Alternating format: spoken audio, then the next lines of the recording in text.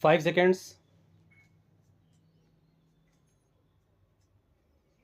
Paying a tribute to Madras and its people, the Prime Minister said, "Whenever I come to Madras, I feel happy not merely to meet you all, but rather to sense the atmosphere of this great city. I travel about all over India, and when I come here from the far north, I experience a sense of quiet in the atmosphere, and I feel, as I feel today, that probably you here have imbibed Gandhiji's message a little more than the people in other parts of India. Each part of India has its particular individuality and background, and there is much good in each part. Coming from the north, perhaps I have something of the hardness of the north. I find here an air, an atmosphere which is much more gracious, much more soothing, and much more civilized, if I may say so, because I am getting a little tired of the shouting that goes in some parts of India, the indiscipline that goes on, as if this is supposed to be an act or an exhibition of courage. For 30 years or more, Mr. Nehru said many of them had lived under the shadow of Gandhiji. They were not perhaps worthy of being considered his followers because they failed him often. But in any event, we were influenced by him as the country was influenced. We were disciplined by him as millions in this country were disciplined, and step by step we went forward as the country did in our pilgrimage to Swaraj, because whether it is a peaceful movement or a war-like movement, whenever you want to do something effective, you have to do it in a disciplined way. Discipline, Mr. Nehru said, is the first thing that the country should learn. I find indiscipline among the younger people in schools and colleges. I do not know how to describe it, but it is such a complete lack of understanding, not only of political behavior but of decent behavior. They have not experienced it or not seen what had happened in the fight for freedom. They read about it in history or maybe have heard about it through elders.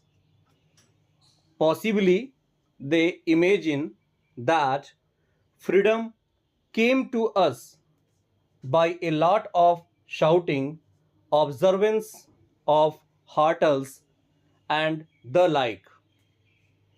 They are very much mistaken. We have seen this great Republic of India emerge in freedom and independence, Mr. Nehru said. We have seen it grow in stature before our eyes in the world. We have seen inside the country many things being done which lessen the suffering and the misery of our people, which greatly encourage them. It is a tremendous problem, the proper utilization of the vast human resources of the land. We have seen all this. It has been our privilege to witness the result of the labor of the past generations. But much remains to be done. A great lot remains to be done, and we have no time to lose because the world is a difficult world to live in. It is a hard world. It is a pitiless world to the weak and the indisciplined. And if we become weak and indisciplined, and if we become susceptible to the disease of disruption, the world will have little pity and we may have to go down. Dear sir, we have just received your letter of the 15th instant, and we are sorry to learn that your hair dryer manufactured by us has given you trouble and caused you to burn your hand. At the outset, we take this opportunity to point out special care. We take care before our appliances are delivered to our customers. Immediately on manufacture, each and every part of the appliance is checked up and again before it is actually delivered. It is tested against any possible defect.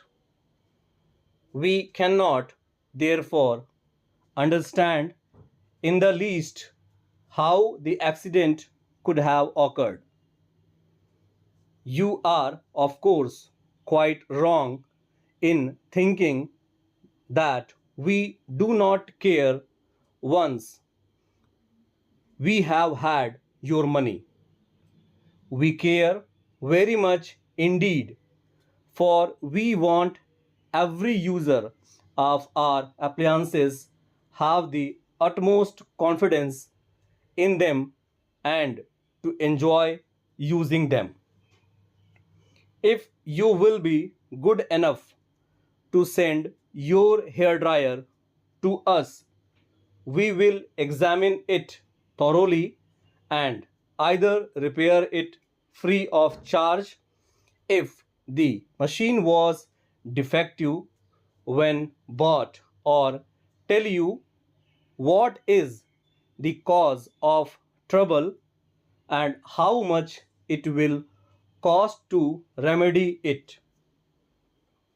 We are sure you will consider this a perfectly fair offer and an indication, if such were necessary, of our desire that those who buy the appliances of the company shall be fully satisfied with them, assuring you of our best and prompt attention at all times. Yours faithfully.